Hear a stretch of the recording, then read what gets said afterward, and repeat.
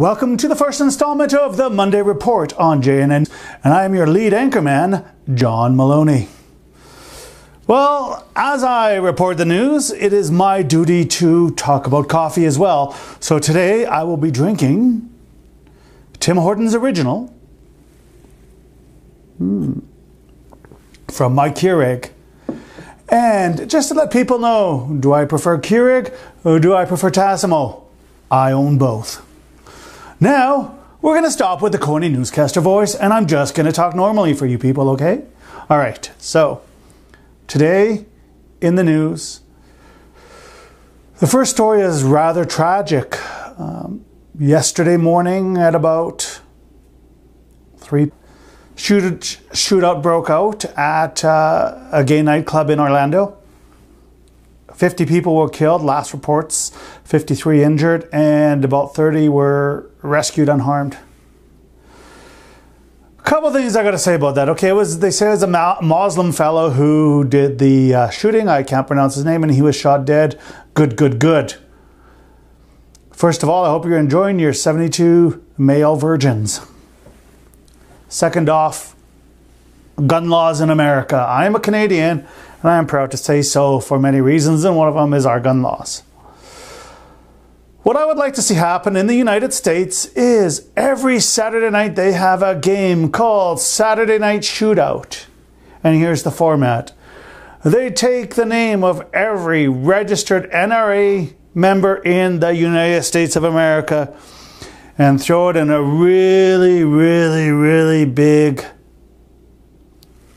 spinner. They pull out 50 names. That's Team A. Let's call them the shooters. And then let's call Team B, which would consist of another 50 people they draw out, as the shooters. Yes, because they're all shooters because they love guns. Now we stick them in a football field. One on one end, one on the other end. One team wears red, the other team wears blue. I don't know, it could be black and white or whatever, red and red, because that's how they're going to end up. Then on the count of 3 in the shot of a starter Uzi, each team runs to the center of the field where there are guns galore. There are Uzis, there are AK-47s, there are pistols, there are magnums, there are whatever you can think of. They grab and they start shooting the other team. The last team left standing wins. And what do they win? They get shot by the cops who are overseeing this event because, quite frankly, these guys have weapons in their hands and they're not safe to be around other people. So basically, everyone dies. And they do this week after week after week. Now, will the gun laws change? No. I think a lot of people will deregister with the NRA. However, what that will do is that will strengthen the gene pool in the United States of America. So that's all I have to say on that. In other news closer to home, it's been about a week and a half since Fort McMurray residents have started moving back into Fort Mac. That was a tragedy, and quite frankly, I'm not going to make a joke about that. Some comedians might, I will not. I just want to say my prayers are with the families out there, and I want to say, people, when you donate to Fort Mac, when you donate to any cause, make sure you're not being scammed. Donate to a reputable organization like the Red Cross. Find the official Fort Mac website and donate there. Because unfortunately, when there's these horrible events happen, also horrible human beings come out and try to prey on people who are generous. It's unfortunate, but it's true. Now on to my favorite soap opera, The American Election. So,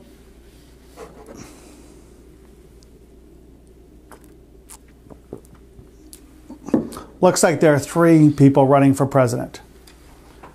Donald, I'm a stupid racist who can't keep his mouth shut, Trump. Hillary, I can't handle your voice and I don't trust you, Clinton. And Gary, who the F are you, Johnson? So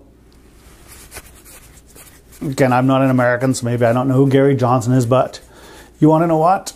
If Ted Cruz was 10 on the creep factor, Gary Johnson, in my opinion, is 100. I can't stand him. I watch him. He is so cookie cutter. I don't know what the word to use, but he just grates on me, and my spider senses are tingling when I hear him talk. Maybe because he talks in a voice like this. I am Gary Johnson, and he talks like this, and it really bothers me. I am not sure if that's the reason why, but it bugs me. Now let's go on to Hillary Clinton. I like the sound of nails scratching on a chalkboard more than I like her voice, and I don't trust her for many, many reasons. Her email scandal, her husband, to name a couple. And then we have the Donald.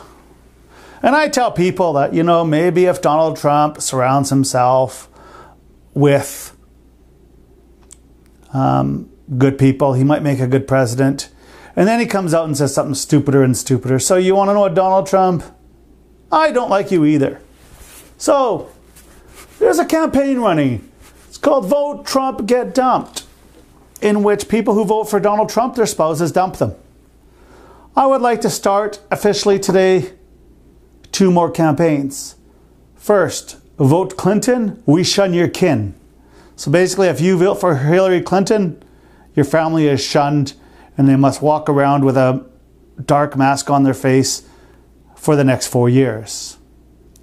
And now, my favorite, Vote Johnson, chop chop, lose your Johnson.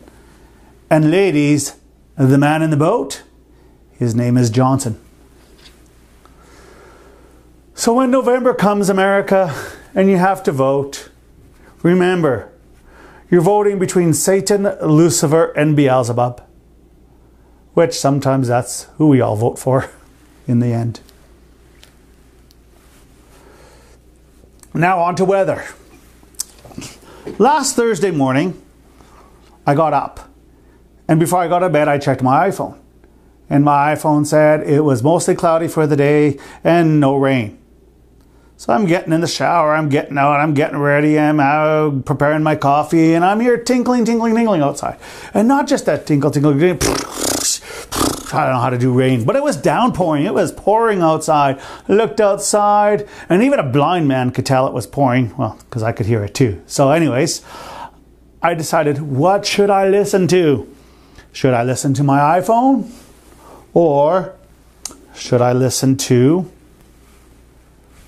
my ears and my poor functioning eye? I decided the latter. Shame on you, Siri, for fooling me. Shame on you. I will never get food like that again. When I want to find out what the weather is, I'm going to look outside and put my ear to the wall. Because obviously, that's more accurate than the weather report. Now on to sports.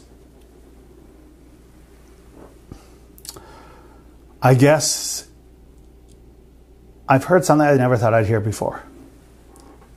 The Penguins beat the Sharks. Now, when I first heard this, I thought it should be on a National Geographic channel. Penguins beating Sharks? Oh my God, that's crazy.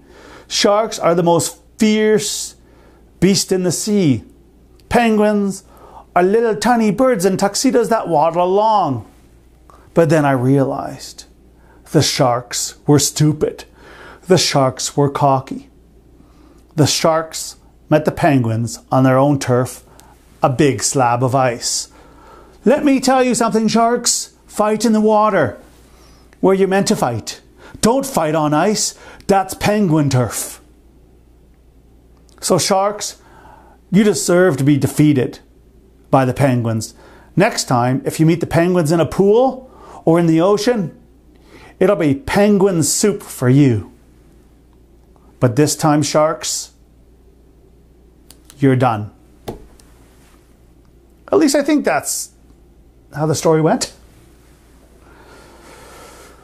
Now for my movie review. World of Warcraft came out last Friday. I used to play World of Warcraft, so I've been anticipating this movie for many, many months. And guess what? There's lots of orcs in it. There's humans. There's talking. There's humor. There's horses. There's griffins. There's wolves. So you know what? I give the movie 1 K-cup out of 5. And you know I only give it 1 K-cup? Because I haven't seen it yet. Greg, give me a call. I want to see World of Warcraft ASAP, because I promised I wouldn't watch it without you, because we played Warcraft many, many years ago. But there's only so much waiting, Greg. So pick up that phone.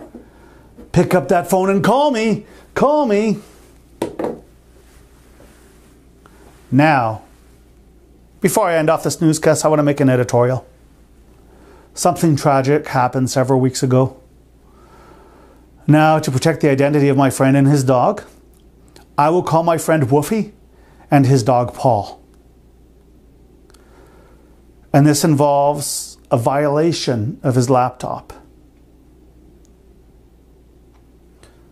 Late one evening, a couple of weeks ago, Woofy was on his computer. He decided to shut down his game, shut down his monitor, and take Paul out for a walk, like they do every day.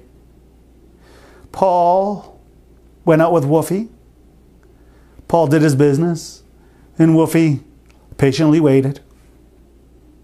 And after Woofy came back from walking the dog, he wanted to go back on his computer. I don't know if he was going to surf porn, because after all, he just walked the dog, or if he was going to play a game. So he went downstairs where his laptop was. And the screen was on. And you know what the screen said? Installing components for Windows 10. Yes, my friends, he had not upgraded yet. I had upgraded a couple of weeks ago, but it was by choice. It was by choice. Not for Woofy. Not for Woofy. Woofy's laptop was violated by Microsoft. Bill Gates bent over his laptop and stuck Windows 10 right up his USB port. And he didn't have a choice. He couldn't turn off his computer. Woofy was running around the room panicking, while Paul was looking out at him, bright-eyed and like, "Ruff, ruff, what's wrong, master? Ruff, ruff, ruff." And Woofy was running around frantically. And you want to know what? Woofy was connected to Wi-Fi. So Woofy couldn't unplug the Ethernet cable. So he just had to take it. As Microsoft kept ramming Windows 10 up his USB port, ramming, and through his Wi-Fi, ram, and finally it was done. Finally, Woofy had Windows 10 on his computer. And he sat down in a daze and said, "What the fuck?" You know, I talked to Woofy the next day, and it was hard for him. And he said, "You want to know what, John?" He said, "I also have a warning on my computer that in a certain amount of days, it will be upgraded to Windows 10. When I upgraded, I had a choice. When Woofy upgraded, he was violated." You know what Woofy did? Looked at me innocently and said, "John, at least it was free." Well, you want to know what? Rape is free. Burglary is free. There are many things out there that are free, but they're not good for you. Microsoft, you don't have the right to violate people's computers. You don't have a right to shove Windows 10 up someone's USB port or down their Wi-Fi. You don't have that right. So why do you do it? Just like all other violators, it's not about the violation, it's about the control, and it's about the power, not about the violation. So Microsoft, you are powerful. Well, perhaps next time, I might buy a Mac. And with that, my name is John Maloney, and you have been watching the Monday Report.